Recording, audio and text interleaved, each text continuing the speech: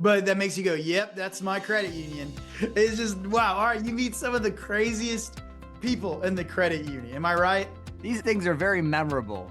To meet and greet the members of our great credit union movement by giving out bananas at an event in the fitness center located adjacent to our branch. You're listening to the Credit Union Leadership Podcast, a podcast that delivers value and offers up insight that'll help your credit union grow. ServiceStar has been consulting with credit unions for over 20 years, growing them in the areas of cultural development, leadership development, and management training. To learn more about what ServiceStar can do for you or your credit union, check them out at servicestarconsulting.com. Welcome to the Credit Union Leadership Podcast. You got Scott and Scott Albrecht. And no joke, we were just asked to refilm this because we still had food in our mouths when we did the first one. Because why? Have you heard of it, chicken noodle soup for the soul? This episode's gonna be different. We're doing credit union soup for the soul. So Albrecht, explain, what are we doing here? How is this different from other episodes? You know, sometimes you just got to go meet people on the street and get the real deal stories from them. And so we're going to bring you the stories of the credit union pros and the gals and the girls that are going out and making a difference in this great movement and coming back and bringing us these really either funny or really heartfelt stories about this great movement. Yeah. So what this is this whole episode's going to be sharing these stories. Some of them are going to be ridiculous and funny. Some of them are going to be like, wow, okay. And we're going to see how we are alike and maybe how we're different with the members that we serve. But that makes you go, yep, that's my credit union. And it's just going to help energize you to keep going. And the expectation as we move forward in future episodes that this would be a small segment of the show, just like office hours, just like catching people doing it right, that we'd have this credit union soup for the soul, just a cool story or a funny, ridiculous story that we get to hear from our listeners to know, yes, we're all doing the same kind of stuff or maybe very different kind of stuff. So Albrecht, let me tell you about this one credit union I worked with, this one branch. They had a lady come in. She was wanting to talk about a loan. So they say, hey, come into my office, we'll talk about it. So she sits down in the chair, and as they're talking, her eyes get real wide, and she starts like squirming in her seat. But she's still answering all the questions, and the MSR doesn't really know what's going on, but this is a little weird. So at the end of it, she goes, all right, hey, how else can I serve you? And she goes, well, do you have a stapler? Do I have a stapler? No, but I think our tellers do. So she walked with the member, and the member's like kind of walking with her back against the wall, like doing this weird thing. It almost looks like she's picking out a wedgie or something. And as she gets closer to the teller, the MSR said, hey, you have a stapler over here? And they go, yeah. And the member walks behind the desk, and she had her dress ripped off, like ripped from the back, and she needed it stapled together. But as they were stapling it, she wasn't wearing anything under the dress. There was no underwear. And it's just, wow. All right. You meet some of the craziest people in the credit union. Am I right, Albrecht? Oh man, I remember one time we hired somebody and we had this promo at the fitness center. And I was like, what do we do for the fitness center? Because typically you go to these events with candy and like, piggy banks and just something about candy and pigs doesn't really, neither of those belong in fitness centers, right? All So these people, it's like being the guy sitting eating pizza while the people are on the treadmill. So I was like, what am I going to do? And so I was like, we should get bananas, because they're super inexpensive. Yeah, I was trying to think of like fruit, vegetables, like get like a fruit bowl, and I'm like, no, it's gonna be too expensive. But bananas are cheap. So, so we hired this new girl, and we sent her to the store to buy 100 bananas. Now you could imagine what the people at the store were thinking when they were like, do you work for the zoo? Like, what's going on? And she probably could have answered yes, because I was about to send her to the fitness center, giving away 100 bananas, saying things like, people are really going bananas over our rates. Hey, you know what? Don't slip and fall into a bank. Get yourself peeled over to this new credit union experience. And how's your potassium? Good. Well, we can give you a boost on that and your interest rate on your credit cards. And so all these things turned her into what she would be referred to for the rest of her career, which is Banana Girl. Now, you might go bananas over the rate of our credit union, but you might not go bananas over being called Banana Girl for the rest of your tenure at the credit union. So, Wait, yeah, these things are very memorable. Little kind of staples in your credit union career. Literally a staple in your one story. And for me, it was sending my new hire on our very first day to meet and greet the members of our great credit union movement by giving out bananas at an event in the fitness center located adjacent to our branch. so did you instigate? Did you start the nickname Banana Girl? Oh, no, no. But I did instigate all of the rest of it. I put her in a situation where, she'd I'm be. just imagining a member walking through the door and being like, "Oh, Banana Girl," and she'd be like, Right. "That's me." How do I That's, know you? Hey, I can't put my finger on it. Oh, yeah, potassium. sometimes we've got to get pretty creative with what we do, and this builds. Well, it could build trust, could build lack of trust as well as a team. Having these shared experiences, and that's something I love about the credit union movement is a lot of us when I talk to members or not members but teammates is they've been working there for a long time. It's one of their first jobs out of college or they worked during high school an internship and now they've been there and they've moved up through the leadership ranks and it's family to them. Yeah. Now the question is sometimes you talk to some members or maybe team members that just don't get it. You've got to have a lot of patience with some of these people. And I remember being at one branch, all right, and they had one of the drive-throughs closed. They put some cones in front of it, multiple cones. Well, there was a car waiting in the not teller, but drive-through one, and she saw, oh, there's a drive-through lane two over here. I'm just gonna move my car over. And I remember I was outside, I was in the middle of cleaning something, and she runs over every cone to get in front of this. And no one answers for a while. And I walk up to her and, she's got a cone stuck on her tire and she's dragging it as she drives out drive through two and realizes what she's done. And she looks at me and goes, oh, am I not supposed to go through this drive through lane? Yes, ma'am, that is correct. But if you'll drive around, I'd be more than happy to assist you with what you need. But it's just, there's some things that you're like, all right, what is going on? What are they thinking? And you can't help but laugh at it and just go, that's my credit union. Those are the kind of members that I have. Well, what's another story you've got, Albrecht?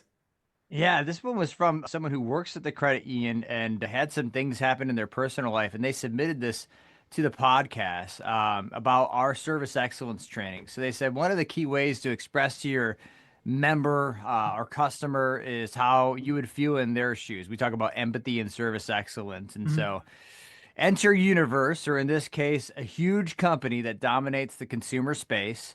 Today, she received an unexpected package. She anticipated a large shipment of electrolyte supplements that her husband counts while working in the summer heat, and instead received 20 tiny refillable juice bottles. She tried to request a replacement, but the order was not eligible for a return or replacement. Enter frustration. So she requested a call anticipating a long hold time and runaround, etc. With the 3 minutes, a representative thanked her for her business, issued her a refund, and even told me to keep the juice bottles. Impressive, right? But did you know the most impactful part of the conversation was when the representative said, if I were in your shoes, I would be incredibly frustrated by this inconvenience, beyond annoyed. Thank you for providing me the opportunity to fix this for you. You are a valuable customer, and we want to make sure you are taken care of today. Wow. So when I got bad NPS scores, when I got people giving me zeros out of fives, when we would ask a member, hey, how do we do today? I'd always offer them to go out to a restaurant. And like this member outside in her own personal experience, sometimes it just takes sitting down with somebody and saying, hey, thank you for giving me that feedback. I want to make sure that this is an opportunity for me to fix this, not just for you, but for anybody else who might have the same situation in the future. Let me buy you lunch and let me hear everything that happened from beginning to end. And I think what really impressed this person who we were training, and also what impressed the people that, you know, had registered a complaint with BCU, was the fact that we put ourselves in their shoes by saying, hey, this would frustrate me. I just want to make sure it doesn't frustrate the next member. So thank you so much for the feedback. Let's go ahead and talk through how this impacted you. And some of the ways that we do that is by playing dumb. I can't be in your shoes and know it all because you don't know it all. And so one of the things that I train credit unions and train my own team with is that empathy is not having a solution to their problem.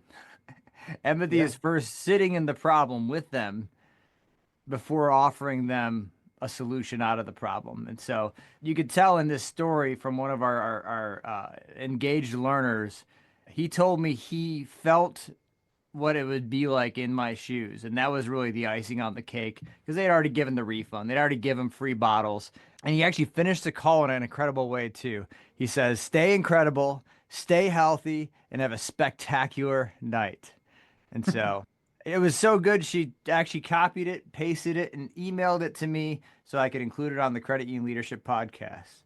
There you go. Kindness. It's contagious. Ooh, I like that. Good alliteration there, my friend.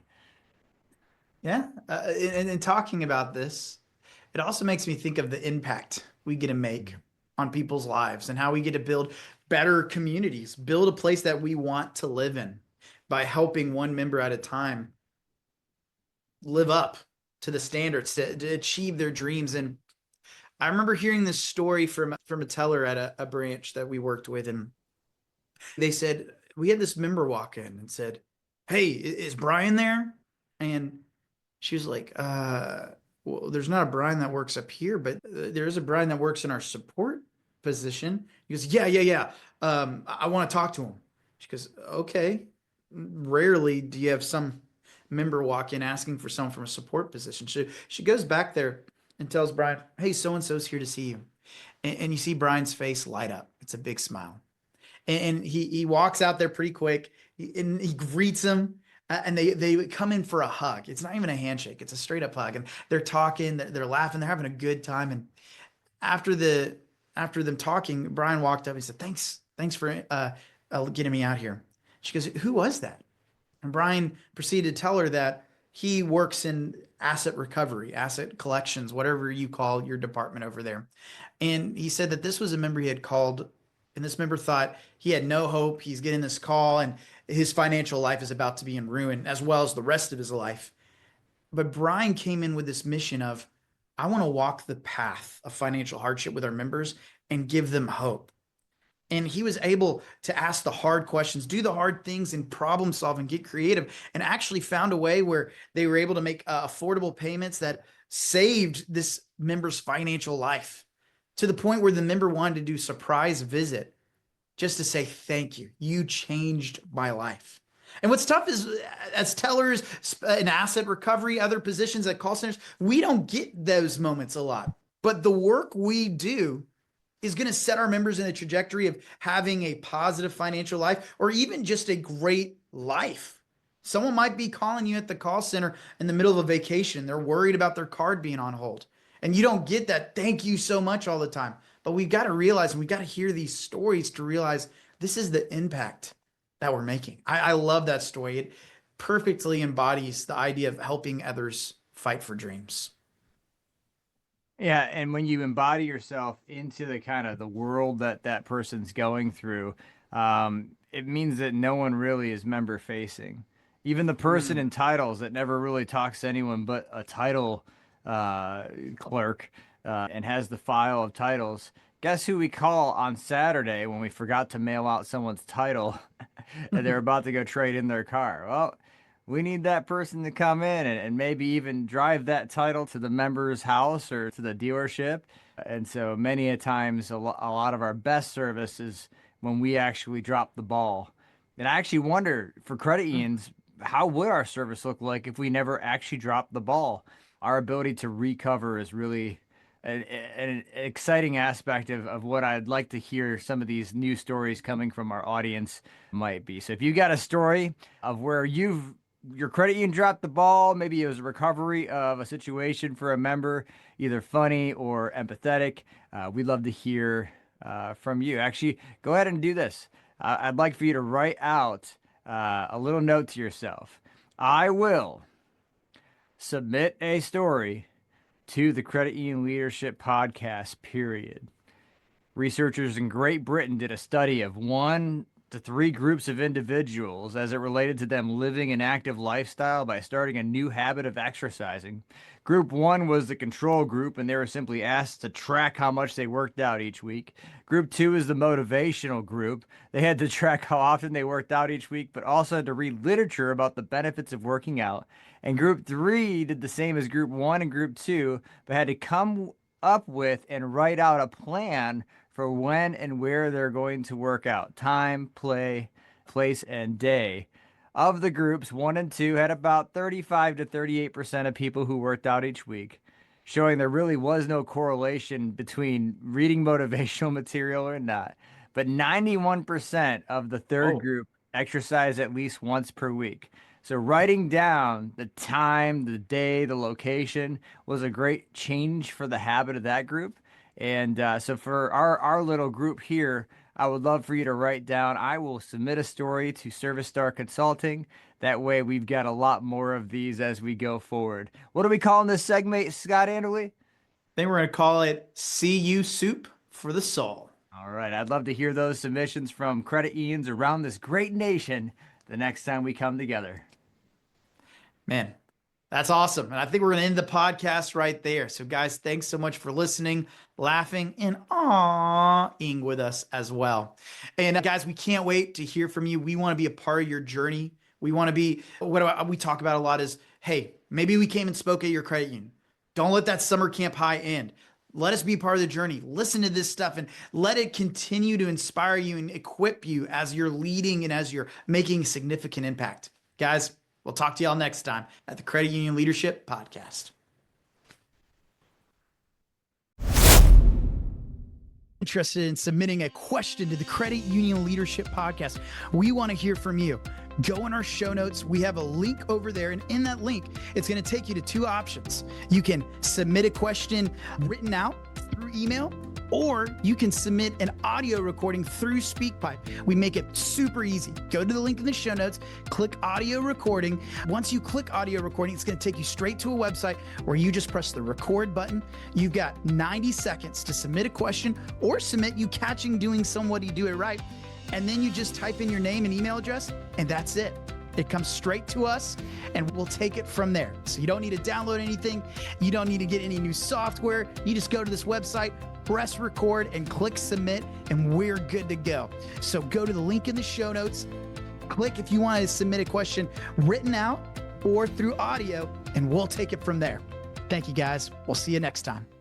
Vertex Live nationwide is one of the most popular leadership training that's come out of Service Star Consulting in the last 4 years. The pandemic forced everyone to go live online, and we embrace the opportunity to take credit unions from around the nation and join their leaders into one 10-part series with a graduation at the end and a group project that takes these classroom leadership topics and turns them into real world competencies. You've heard me on the Credit Union Leadership Podcast talk about an investment in leadership as one that pays dividends in your others. And so many credit union leaders will benefit. Not only themselves, but their teams will benefit from being better strategic thinkers. Their teams will benefit from being better coaches. Their teams are going to benefit from being more effective delegators. And so topics like team building, employee motivation, don't let your team learn this by mistake.